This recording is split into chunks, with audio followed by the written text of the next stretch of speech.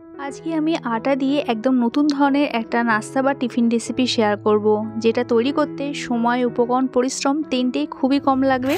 আর এটা খেতে এতই ক্রিস্পি চটপটা হয় যে বাইরে থেকে আর কিন্তু চপ সিঙ্গারা কিনে খাবেন না। চলুন তাহলে দেখে নিই আজকের এই আটার তৈরি মুখরোচক নাস্তা বা টিফিন রেসিপিটার জন্য সবার প্রথমে আমি এখানে 1 কাপ আটা নিয়েছি, তবে আটার বদলে আপনারা ময়দাও ব্যবহার করতে পারেন। এরই সাথে সামান্য একটু নুন দিয়ে দিলাম, আর এখানে দেবো একটু চিলি ফ্লেক্স। এখানে হাফ চামচ মতন চিলি ফ্লেক্স অ্যাড করলাম। 1 চামচ মতন সাদা তেল বা রিফাইন্ড অয়েল দিয়ে দিলাম, আর সবশেষে দিয়ে দিলাম একটু ধনেপাতা কুচো।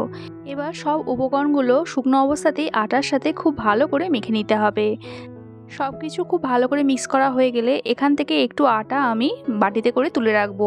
এই 2 টেবিল চামচ মতন আটা একটু আমি সাইডে রেখে দিলাম, এটা পরে কাজে লাগবে। এবার এই আটাটা একটু মেখে নিতে হবে, অল্প অল্প জল দিয়ে এটা একটা ডো বানিয়ে নিতে হবে। তবে রুটি পরোটা যেরকম আমরা ডো করি তার থেকে একটু শক্ত করে এই ডোটা মাখতে হবে। আমি এখানে 1 কাপ আটা অনুযায়ী সব মেজারমেন্টগুলো করছি। এই 1 কাপ আটাতে 2 থেকে 3 জন টিফিনটা কিন্তু খেয়ে নিতে পারবেন। আপনারা আপনাদের হিসেব মতন আটার পরিমাণটা বাড়িয়ে বা কমিয়ে নেবেন। ডোটা মাখা হয়ে গেলে একটু ঢাকা দিয়ে বাকির প্রিপারেশনগুলো করে নেব। এখানে আমি 2টো মিডিয়াম সাইজের সেদ্ধ আলু নিয়েছি। আলুগুলো একটু আগে গ্রেট করে নেব, হাত দিয়েও ম্যাশ করে নিতে পারেন, তবে যেন আলুর একদমই লাম্পস না থাকে। কাঁচা আলু গ্রেট করেও কিন্তু এই টিফিনটা করে নিতে পারেন। এবার এই সেদ্ধ আলুর সাথে সবার প্রথমে দিয়ে দিলাম স্বাদ মতো নুন, সঙ্গে দিয়ে দিলাম 2টো কাঁচা লঙ্কা কুচি, 1 চামচ গোটা জিরে, আর দিলাম 1 চামচ আদা। আদার এখানে কিমা আছে, আদা গ্রেট করেও দিতে পারেন।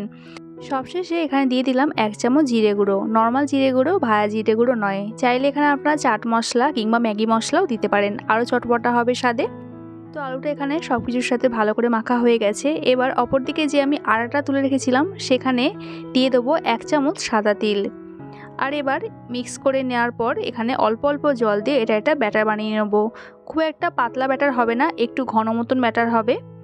একটু ভালো করে মিক্স করতে হবে যাতে কোনো আটার লাম্পস না থাকে। আর এখানে মিক্স করা হয়ে গেছে, আর ব্যাটারের থিকনেসটা ঠিক এরকম হয়েছে।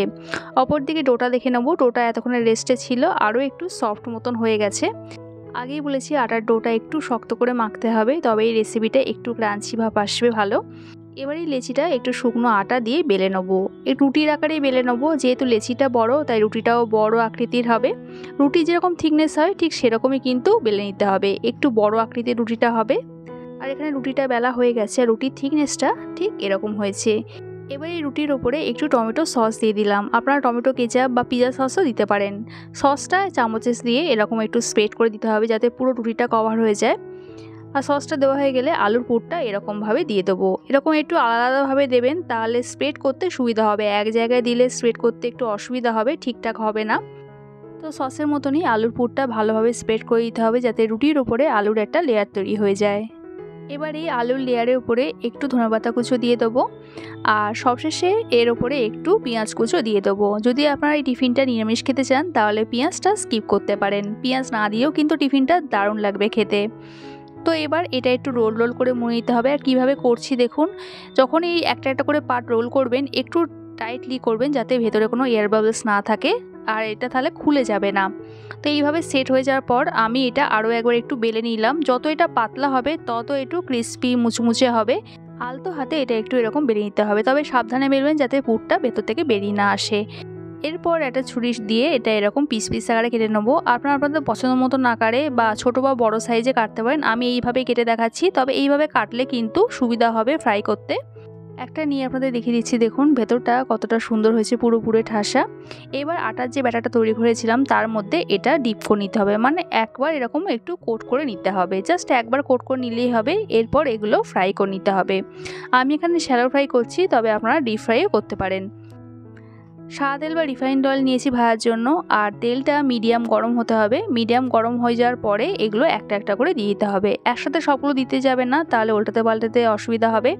1 মিনিট রাখতে হবে একদিকটা সেট হওয়ার জন্য। তারপর চামচ দিয়ে এরকম একটু তেল উপর দিকে দিয়ে দিতে হবে, তাহলে উপরটা সেট হয়ে যাবে। তখন আর উল্টাতে পাল্টাতে গেলে আর কিন্তু লেগে টেকে যাবে না প্যানের গায়ে। আর অপর সাইডটা হওয়ার জন্য আরও 1 মিনিট মতন রাখতে হবে। তারপর উল্টে পাল্টে নিতে হবে যতক্ষণ না এগুলোর গায়ে একটু লালচে কালার চলে আসছে। গ্যাসের ফ্লেমটা প্রথম থেকে শেষ পর্যন্ত কিন্তু মিডিয়ামেই রাখবেন, তবে বাইরেটা ক্রিস্পি হবে, খেতে বেশি ভালো লাগবে।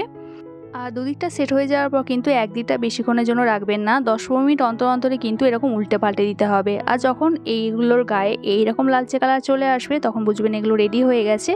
আর দেখুন এটা দেখতে কতটা লোভনীয় হয়েছে। আর এই একটা ব্যাচ ভাজতে কিন্তু আমার 5 মিনিটও সময় লাগেনি, 3 থেকে 4 মিনিটের মধ্যে কিন্তু একটা ব্যাচ ভাজা হয়ে গেছে।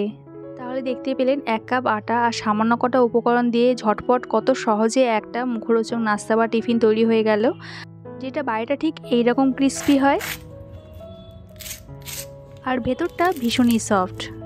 খেতে এতটাই টেস্টি হয় যে আলাদা করে কোনো রকম সস বা ডিপের প্রয়োজন হয় না। আমার আজকের এই আটার তৈরি নাস্তা বা টিফিন রেসিপিটা যদি ভালো লাগে একটা লাইক কমেন্ট করানো রইল। দেখা হচ্ছে আবার এক নতুন রেসিপির সাথে। সবাই সুস্থ থাকবেন, ভালো থাকবেন।